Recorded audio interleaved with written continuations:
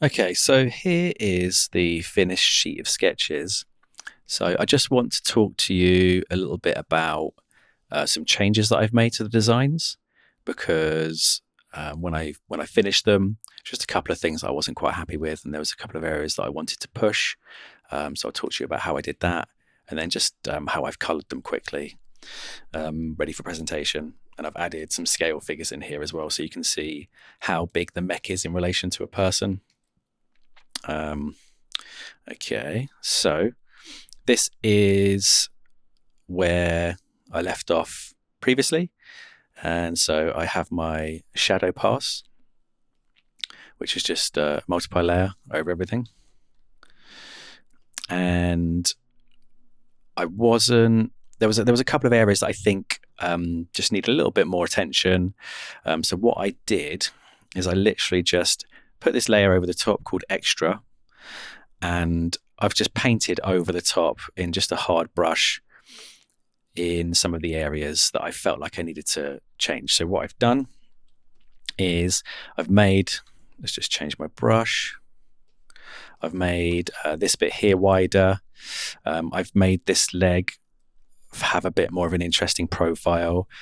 As I was saying before, I tried to have some curved language here in this mech with the thigh shape, and it wasn't quite working for me. So I've kind of made that a bit more boxy.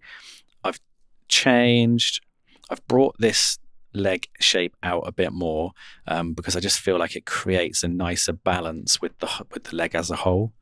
I'll need to just have a think a bit later on about how that actually pivots and how that intersects. But I feel like this is a much nicer looking leg than it was before. I've just added a bit more visual interest to this part here. I suppose I should also say, on top of doing this, I will just add an extra line layer over the top. So that's two separate layers, just so I can just add onto what I've already done. And I don't really want to be going in and erasing and adding things in, because I want to be able to turn on and off to be able to see if I like my changes or not. So that's why I do it over the top like this. I've made this top of this leg a bit thicker. I've added some more of these bar shapes to one, add scale cues, and also to add a bit more visual interest and a bit of negative space. And that's why I've added those to the feet as well, just to get the feet feeling a bit more substantial. I've added these panels onto the sides of the legs there, just to get that looking a little bit more interesting.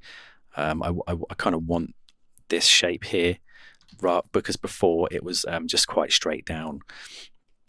So I'm just pushing and pulling certain areas, and then what I've done is I've just merged all that together.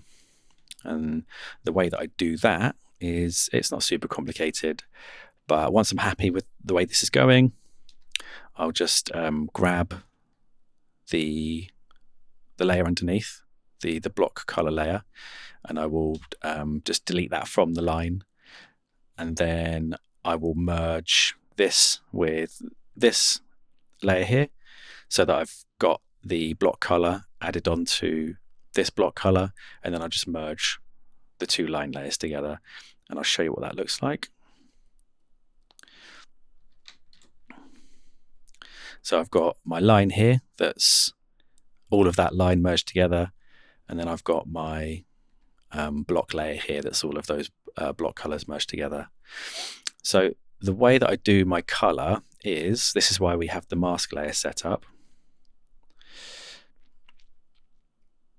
And then I'll do the shadow first, because I like painting the color underneath the shadow. So first of all, I will paint in a darker value. So in the areas before where I was adding some visual complexity to add contrast, what I want to be doing is adding like a darker value in those areas, or at least in areas, so that I'm pushing and exaggerating the visual contrast. So now it's much more obvious where I've got my light shapes, I've got my dark shapes and my light shapes. And then that's also in line with my areas of rest and my areas of detail. So there are some areas that maybe are a bit too complicated, but I'm just adding that dark value over the top just to tie those all together. And then you can see the areas of rest and the areas of detail a bit more clearly. And then that's also what I can use to then start to color things. So what I would do in this instance, so I've got my kind of dark gray brown color there. But if I wanted to change this color, what I could do is I could just go to hue saturation and start playing around with the sliders to see if there's a different color that I like. Or I can just lock the transparency, which is this button here, which means that it won't go over the lines now of what I've already done. And then I can just pick a color and then start painting it in and seeing what looks good. So this is how I do all of my color, and I will do the exact same thing here. What I've done here is I've actually painted a color layer over the top to see if there's anything I like, and it turns out I actually didn't like this green color, but I can start playing around with that, the hue and saturation, and maybe make them white or something. But I actually like this mid-gray color that I've got here, so I've taken that and gone with it. And then I've added a bit of an accent color, which I've added like this orange color to these bars, and then I've picked out the pistons in like a bronze color just to give a bit of visual interest. And then also I've added some markings or some color change, and the reference that I used for this is from a tractor, which is this one. This is why I went for the green color originally, but I'm kind of just using this for this kind of white and green breakup with the accents. And the green wasn't working for me, so I've gone back to gray, but the gray, white and orange I think looks really good, so I'm just going to keep that for now.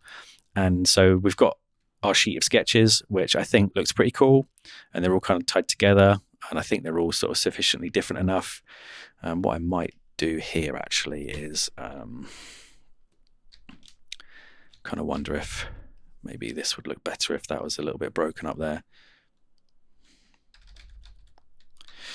So I've got my finished sheet of sketches, and I've got some scale figures, which I kind of wonder if they're maybe a little bit too dark, so I'll just brighten those up a little bit. And then what I would probably do is just need to label them. So before I can show this to anybody, if this was a client job, I would label them nicely. A,